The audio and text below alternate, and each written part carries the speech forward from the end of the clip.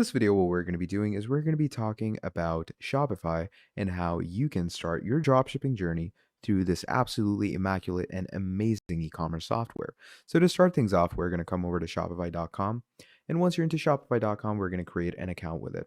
So to create an account with it, what you're going to do is you're going to come down here and click on Start Free Trial, and it's going to take you into the store creation. Now, once you go into the store creation, it's going to tell you to get started, and it's going to ask you a few questions where it's going to say, which of these best describes you. You could go with I'm just starting, I'm already selling online or in person. I'm going to go with I'm just starting and click on next. Then it says, where would you like to sell? I'm going to click an online store and click on next. And it says, what do you plan to sell first? I'm going to go with dropshipping products and click on next. Once we do that, it says, where will your business be located? You're obviously going to add in your business location.